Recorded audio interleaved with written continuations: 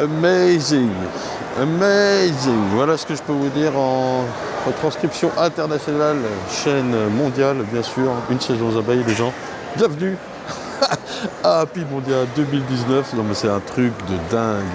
Alors je vous propose de faire un petit tour dans ce salon de dingue, je le répète, qui est Happy Mondia 2019. Alors je vous le rappelle, c'est un salon qui a lieu tous les 2 ans, qui change de continent. Dans 2 ans, par exemple, ce sera la Russie. Et puis là, on doit voter aussi pour savoir où ça se passera dans 4 ans. Donc voilà. Sinon, là, je suis dans le hall du Palais des Expositions de Montréal. C'est super bien organisé. Je vous fais un petit tour. Il y a le métro qui est là. Là, on est tout de suite tout proche du vieux Montréal. Et puis, comment ça se passe pour Happy Mondia? Eh bien, on a les expositions qui sont là-bas derrière. On va aller faire un petit tour avec tous les stands et tout ça. Et puis là-haut, là, ce sont les conférences qui se déroulent à l'étage, sachant qu'il y a mais des dizaines et des dizaines de conférences. Mais c'est trop. Enfin, c'est trop. Alors, moi, j'hallucine, quoi. Enfin, moi, j'arrive pas à suivre, quoi. Tiens, voilà, Anissé, vous connaissez tous Anissé, il va passer à côté de moi, je vais le laisser passer. Bonjour Anissé, un petit coucou aux Français. La France, comment ça s'est passé la France? Ça se passe bien. Comment ça s'est passé? On va leur faire un petit tour du salon et tout ça. Ouais. Ça va, ça se passe bien? Oui, ça se passe super. Ben voilà, un petit coucou d'Anissé en direct. Et nous, on va aller faire alors, je vous disais, on va aller faire un petit tour au salon Parc Expo, sachant qu'il y a des centaines d'exposants. Donc, on va falloir sélectionner 1 ou 2 stands. Et puis, au niveau, je vais vous faire un petit tour là-haut pour vous montrer tout ce qui se passe. On commence par où? En bas ou dessus? Allez, vous votez, vous décidez. Générique.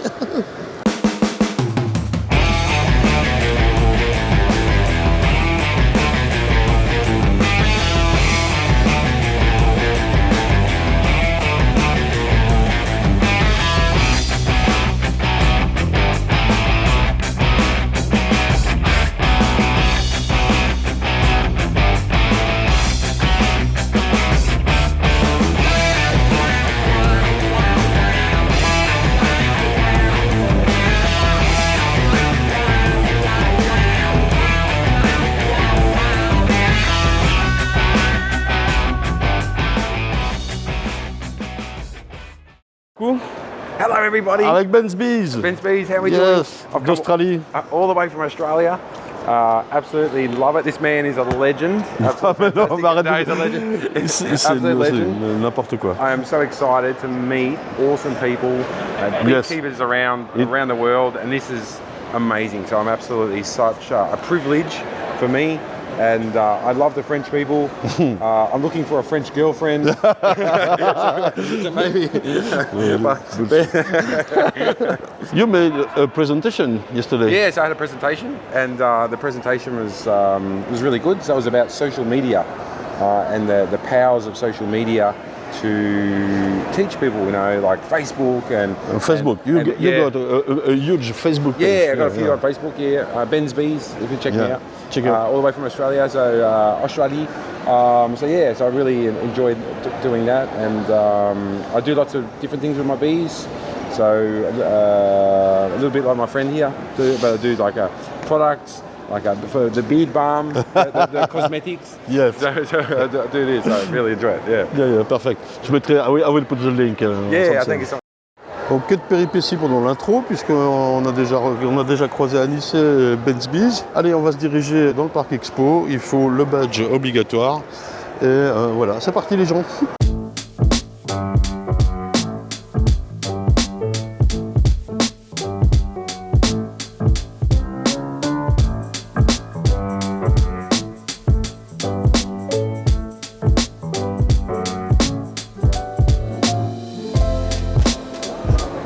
Alors chacun défend son petit bout de gras pour vendre son miel, vendre ses produits. C'est surtout de l'exportation, des choses comme ça.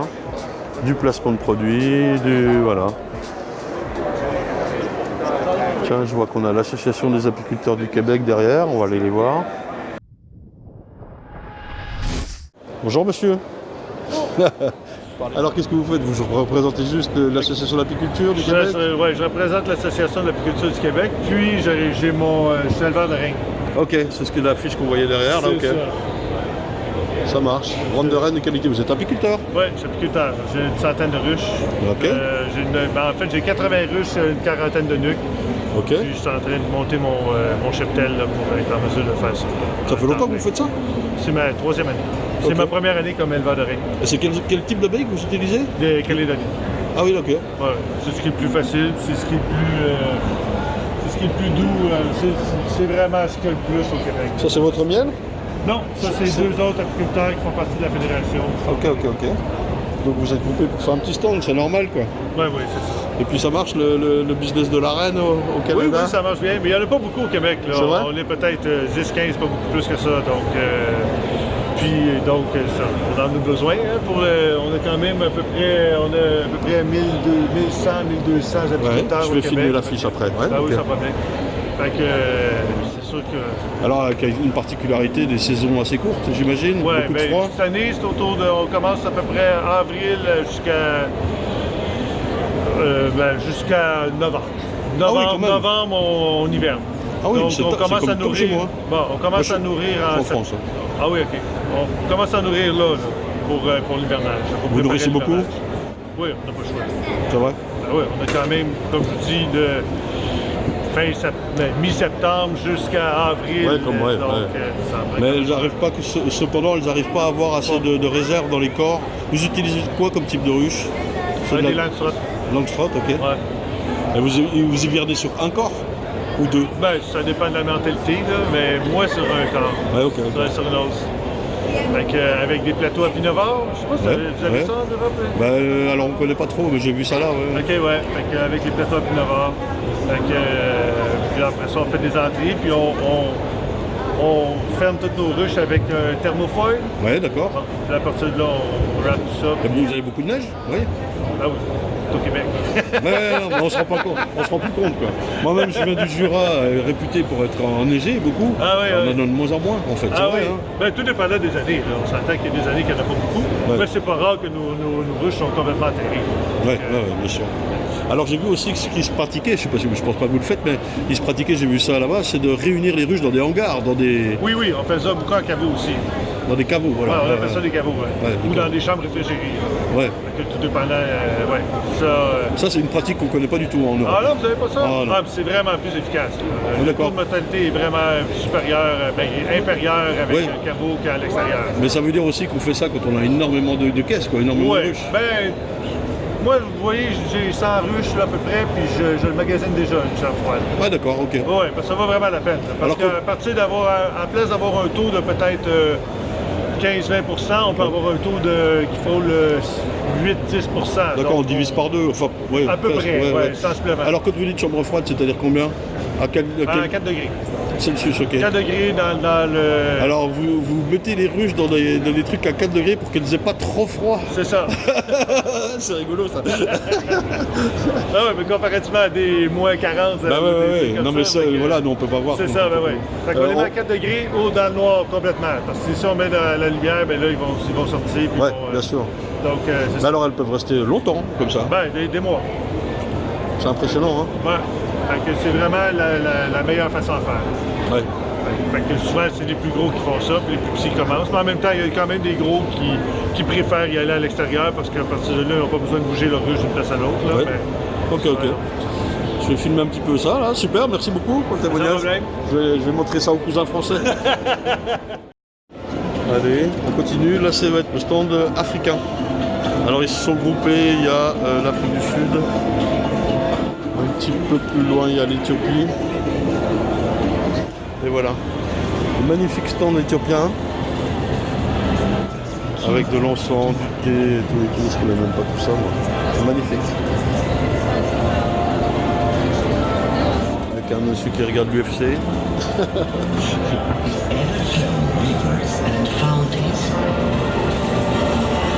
Ah, c'est un truc de fou, hein. Ici, on passe tout de suite à la fabrication de vêtements. Bonjour, monsieur. Donc là, on est sur la Suède, a priori. Global Pages. Ça, c'est quoi? Pollen Supplement for Honeybees. Bonjour. Il y a beaucoup de nourriture, de compléments ou de choses comme ça. Ici, on a le stand ukrainien, comme vous pouvez le voir. Franchement, c'est ça qui est merveilleux, c'est qu'on passe d'un pays à l'autre, on peut discuter de tout.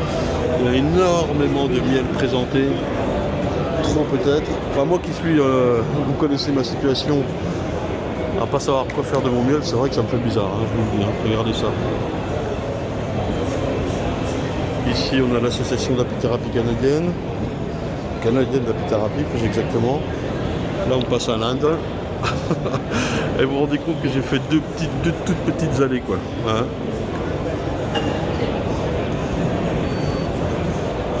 elle est beau stand ça. Allez, je reprends avec le petit micro du téléphone. C'est le meilleur que j'ai, enfin c'est pas le meilleur que j'ai, mais c'est celui qui passe le mieux parmi tout ce bazar. Donc voilà, regardez ce que j'ai devant moi. Nous arrivons à une extrémité du salon. Là. Donc là, il y a des concours, j'ai pris quelques images des âges, je vais les rajouter, mais il y a des concours de tout. Miel, matériel, etc., etc. Alors quand j'ai fait mon premier tour, avant-hier, j'ai vu qu'il y avait énormément de miel déclassé. J'ignore pour quelle raison. Enfin si, c'est des raisons d'analyse, quoi. Voilà. Vous voyez, tous ceux qui ont une pancarte rouge là, c'est déclassé.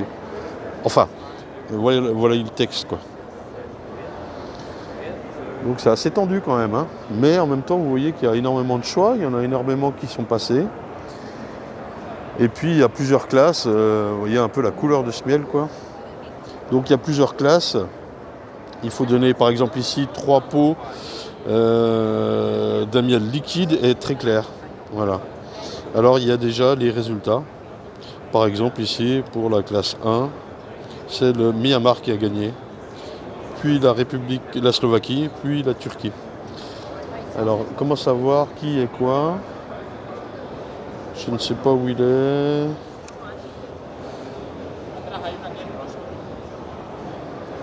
Comment savoir c'est lequel qui a gagné? Je ne sais pas. C'est celui-là? Non, ça c'est Wang.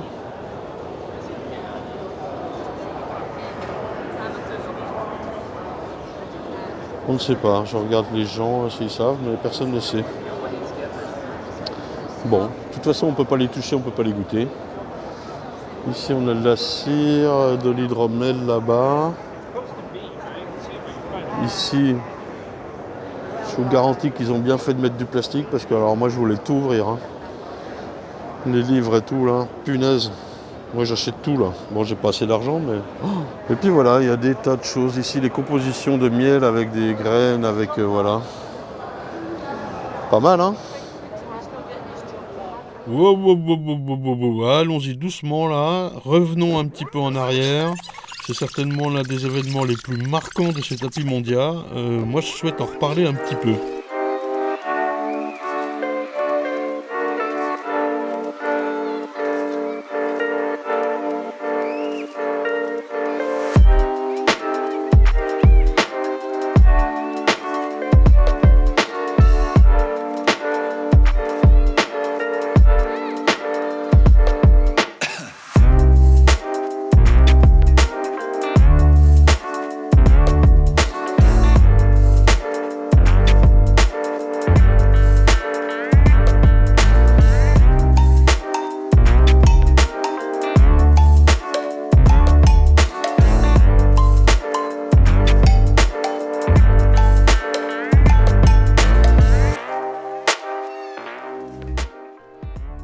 Bon, c'est la voix off qui vous parle. Hein.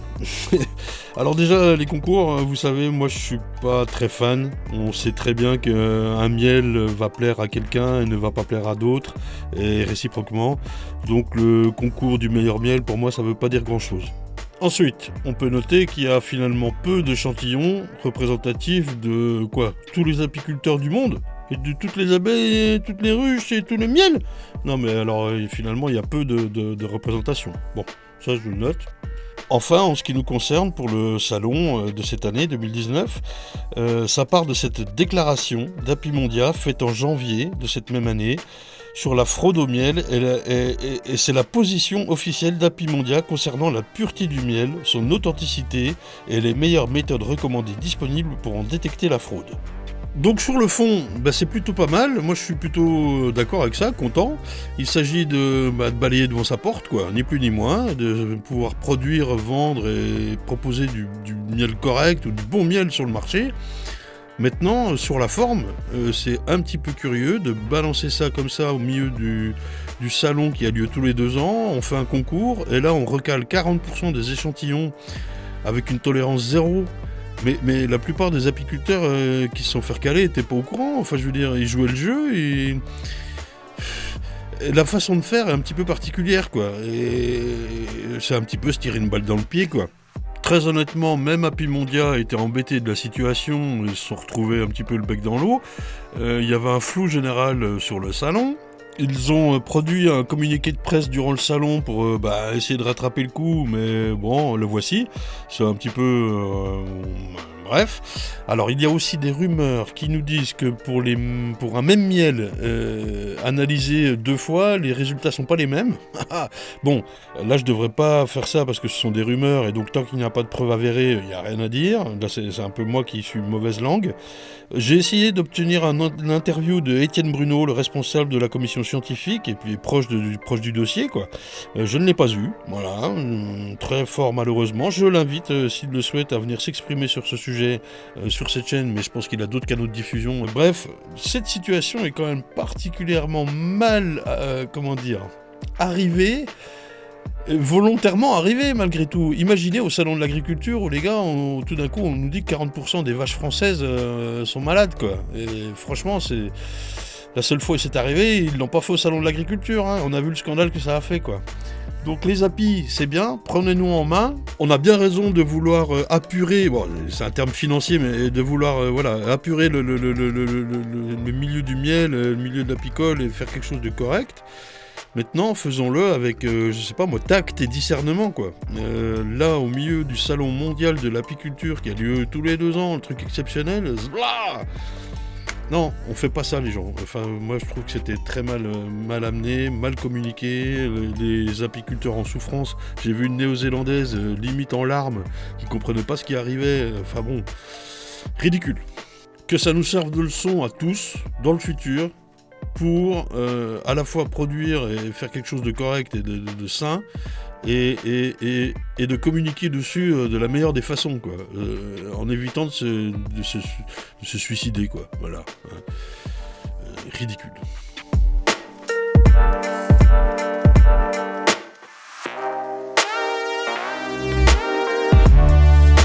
Bon, sinon, il y avait les autres concours, le matériel, des choses loufoques, des choses utiles, un peu de tout. Ici, la cire, par exemple. On peut s'interroger du nombre d'échantillons également, et puis la couleur, quoi. Voilà, moi je dis rien. Ici, un petit peu de bougie, voilà, un petit peu. Là, les hydromels. Alors, si ça va un petit peu vite, je vous rappelle qu'on est sur YouTube, que vous pouvez mettre pause à tout moment. Vous pouvez revenir en arrière, enfin voilà, c'est pratique, hein, quand même.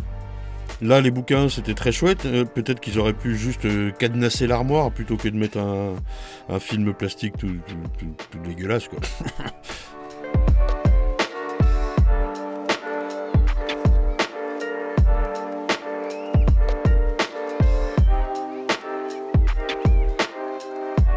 Allez, je ne passe pas tout en revue. Là, c'était vraiment le plus chouette. C'était de l'emballage pour du pollen, du miel, enfin de l'emballage.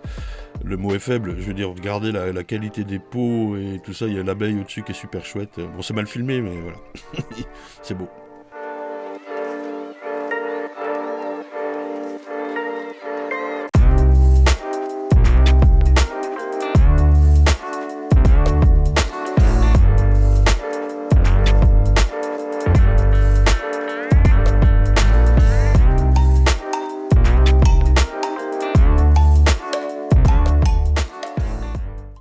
On va continuer un petit coup le tour des stands, et voilà, avant de monter à l'étage, voir ce qui se passe.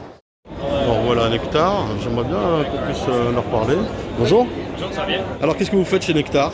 Donc chez Nectar, on a une technologie d'apiculture de précision. Ouais. On aide les apiculteurs à bien faire leur travail en les aidant à être plus efficaces, plus productifs. D'accord. Grâce à des capteurs et l'intelligence artificielle.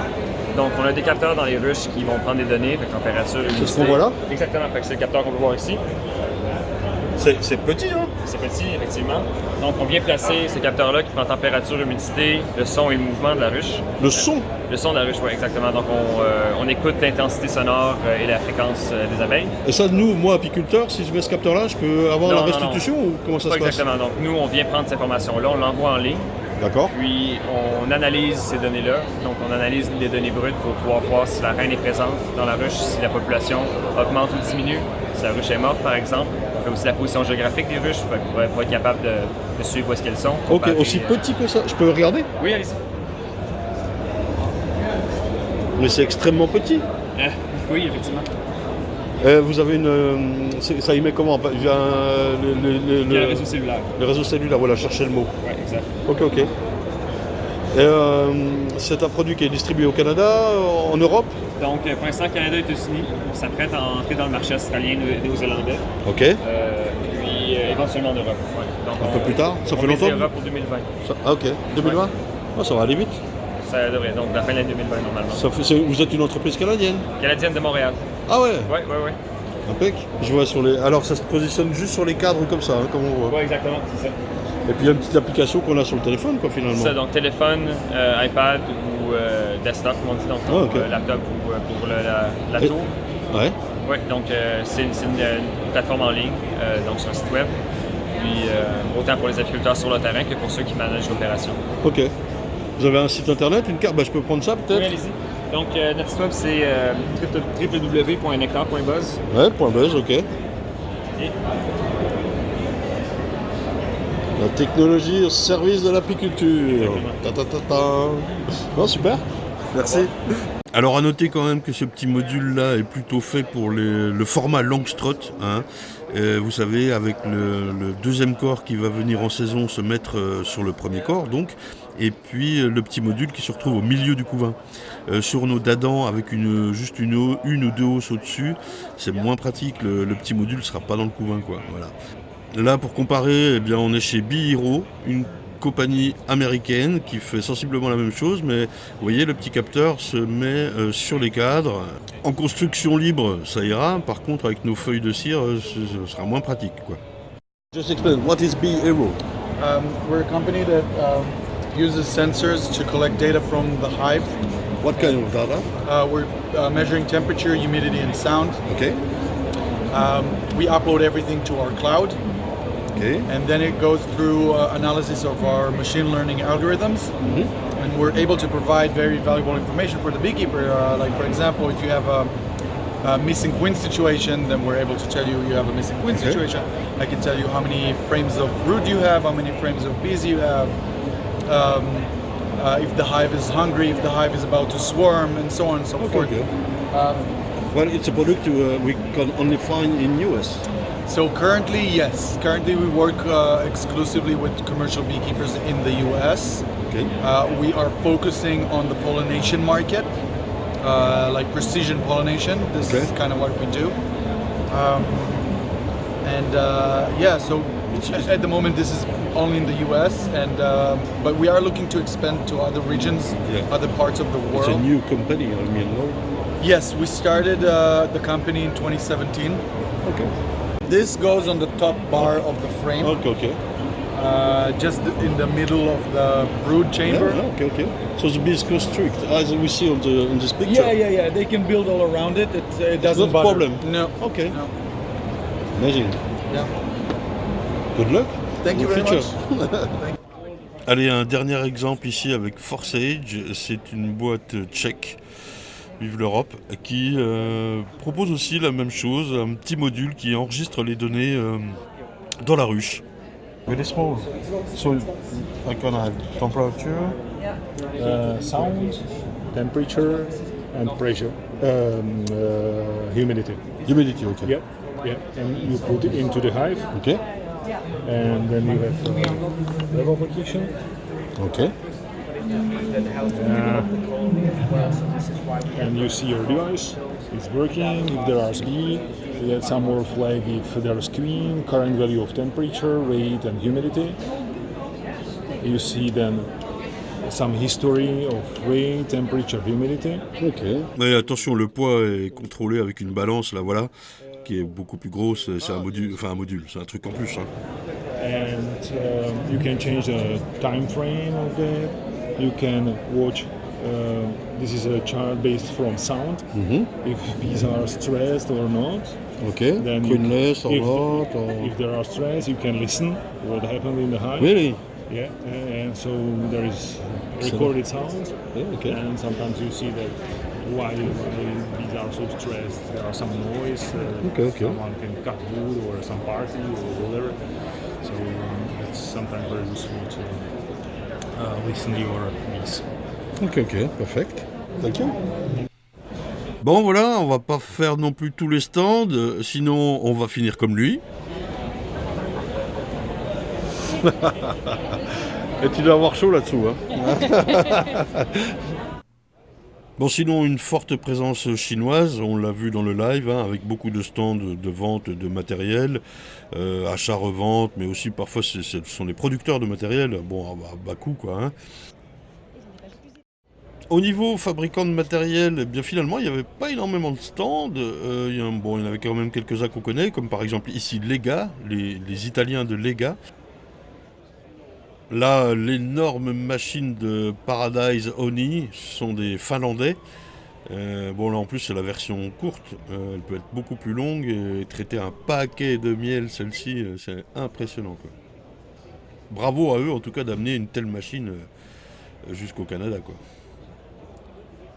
Bravo également à Elyson d'avoir amené un tel stand, autant de machines, vraiment très chouette, très imposant. Pour moi, l'un des plus beaux stands au niveau du matériel. Hein. Bon, il y en avait d'autres, hein, mais celui-là, bravo quand même, particulièrement bien fourni.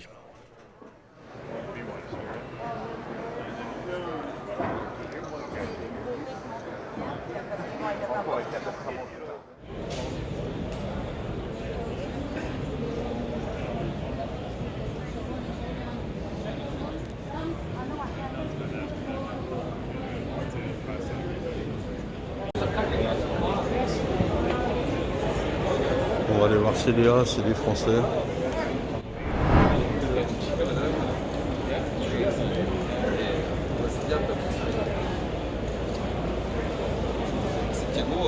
Bonjour. Bonjour. Un petit mot de CDA. Qui parle français? Tout le monde? Oui, C'est une boîte française ou américaine alors? il y a des deux. On a le directeur commerce. Il y a des deux. Eh, Il y a vous la êtes- boîte française qui est la principale. Vous tout avez un part accent de du là-bas. sud, là, hein. Ah oui, là il y a France et Sud de France aussi. Ouais. Là c'est très très ciblé Sud de France. Et il y a la filiale américaine avec une dizaine de personnes sur la côte Est, Ok. où justement il y a toutes les machines qui sont aussi assemblées et quelques pièces sont même fabriquées sur les États-Unis. Ah oui, ok. Comme ça dans le label fabricant américain, Ah oui, ce qui permet Voilà. pour le marché américain, c'est c'est mieux. plutôt pas mal. C'est j'entends. mieux. Mais votre marché principal, c'est les États-Unis ou l'Europe? Non, nous c'est le. La France. L'Europe, c'est la France même, c'est la France. Ok. C'est la France. Le principal c'est la France. Donc c'est en potage et mise en pot, Voilà, ouais, tout est c'est ça. conditionnement, voilà, Étiquetage. on dose, on ferme, on étiquette, on peut mettre un carton. Voilà. Pour Ok, la ok. l'occurrence c'est le miel, bien entendu, dans les salons et l'application comme ça, mais sinon on est Ah oui, vous faites d'autres produits évidemment, oui, bien Normalement, sûr. oui. Oui. D'autres secteurs d'activité. Mais là depuis peu on a accès beaucoup de développement pour le miel. Ok, Des ok. nouvelles tables de dosage, des nouvelles systèmes de pompes qu'on fabrique nous-mêmes.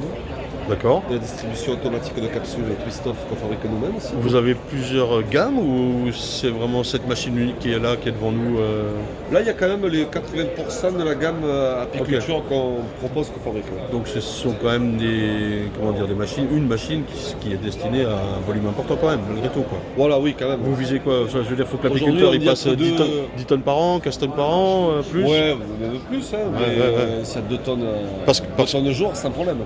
Ah oui, sans indiscrétion, on est sur un coût élevé. Oui, une machine comme ça. On est entre 30 et 50 000 euros. Ouais, suivant je sais pas, suivant les options et les formats. Si on est que sur du cylindrique, un monoformat, on est Mais alors, sur 30. Après, on peut passer des carrés, des ronds, des ovales, on peut étiqueter sur le dessus, sur le dessous. Ce qui se fait beaucoup aussi, c'est l'étiquette, là, vous savez, qui vient se coller au-dessus. C'est là. ça, pour la durabilité. Ça, vous le faites, ça, ouais. Bien sûr, bien sûr. Ouais. Alors, par contre, pardon, mais c'est un marché qui est très vite saturé, j'imagine. Pour le miel en France, ils ne sont pas 15 000 à mettre 2 tonnes par jour en pot. Hein.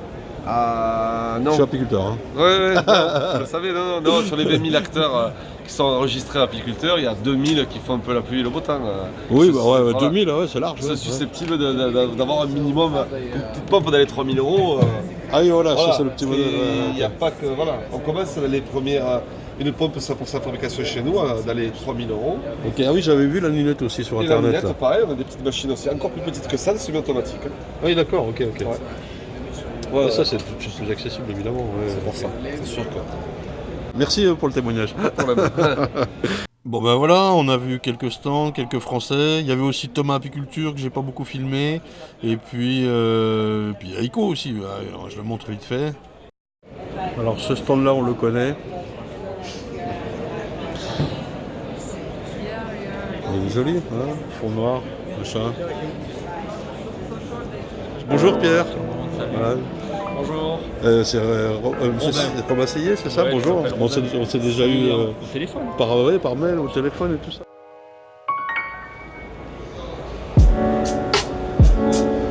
Fiche billet.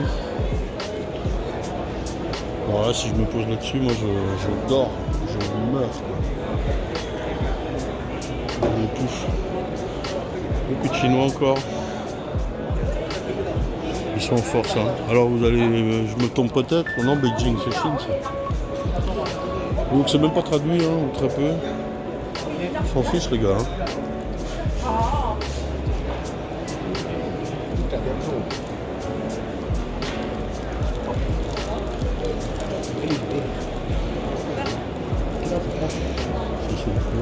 Eh ben j'ai le droit de passer, oh, faut pas me faire chier. La Chine, là aussi la Chine.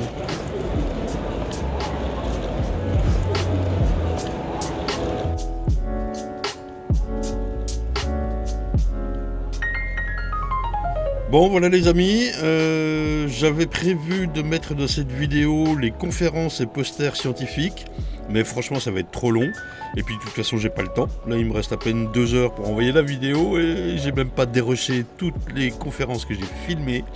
Je préfère prendre le temps, et puis bien dérusher et envoyer ça un petit peu plus tard, en espérant qu'il y ait vraiment quelque chose à tirer. Enfin oui, moi je pense qu'il y a quelque chose à tirer, mais c'est pas mal de boulot. Bref, là on va terminer la vidéo, donc cette partie 1 quoi finalement, en allant visiter 2 derniers stands qui nous proposent du miel. Le premier, rapidement, ce sont des Belges qui ont une miellerie mobile à Madagascar, c'est assez rigolo. Et le deuxième, eh bien, pour rester dans le paysage, c'est un producteur de miel chinois. Voilà, plutôt un chef d'entreprise, vous allez voir.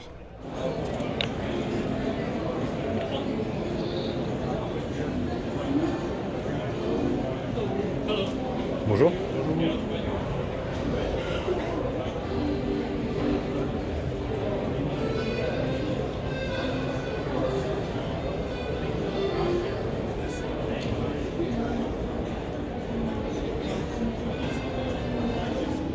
C'est beau ce que vous faites, alors vous vous déplacez là-bas pour... bonjour monsieur. Bonjour. C'est bien que le challenge, Olivier, le fondateur.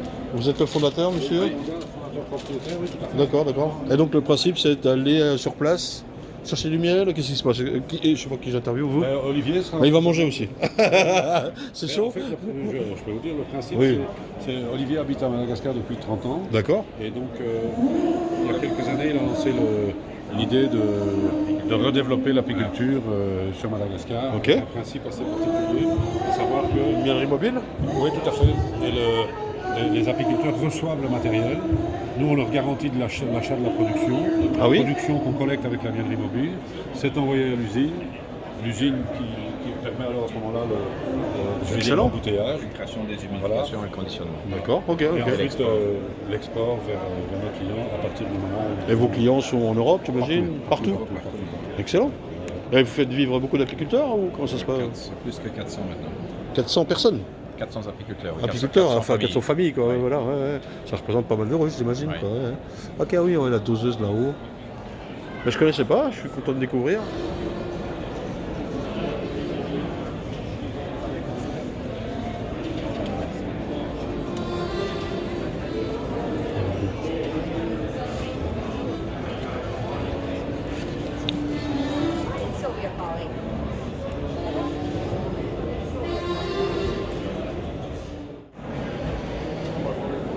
Ben voilà, une belle petite visite.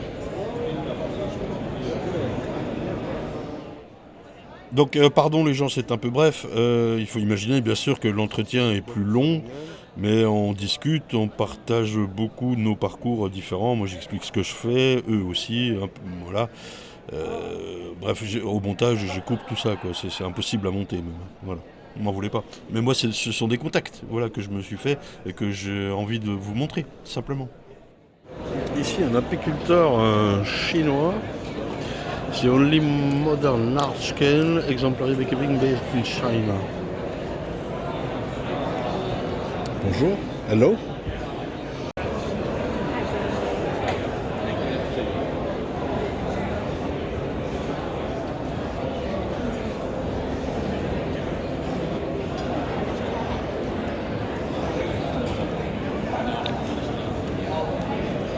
Can I ask you some questions? En français, en anglais, en français? In English? En français, vous parlez? Oui. Oh, bravo. Je vais traduire pour... Vous êtes apiculteur? Oui. Qui est en photo ou non? Oui, on est apiculteur et on est aussi producteur du miel. Oui, d'accord. C'est le miel qu'on voit là?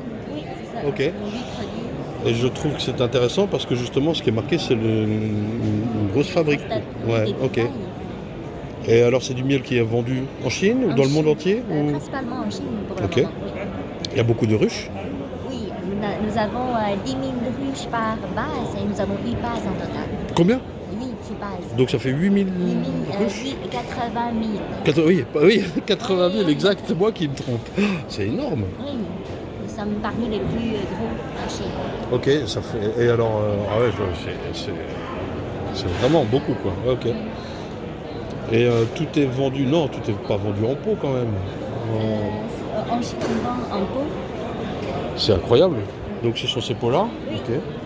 C'est très beau. Celui-ci a gagné aussi le premier prix l'année dernière en France. Ah oui? Oui. En France? En France, oui. Il est extrêmement clair. Oui, il est pur, épuré. Est-ce qu'il est possible de le goûter? Oui, bien sûr. Ah oui. Parce que je produis de l'acacia en France, moi. Ah oui. 它是法国来的一个工农，也是做蜂蜜的。 Je fais 15 tonnes de miel par an, à peu près. 15 tonnes, 15 000 kilos. Par an? Par an, tout seul, oui. 就是一个人大概一年做15C'est... 我们这一款蜂蜜一年都要出300-500吨。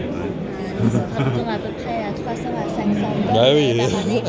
Bah oui. 对，差距挺大的。 Évidemment, mais je suis tout seul. 他一个人。啊，他。我们是。Nous sommes 10 personnes pour 10 une base. Ah oui, ok, ok.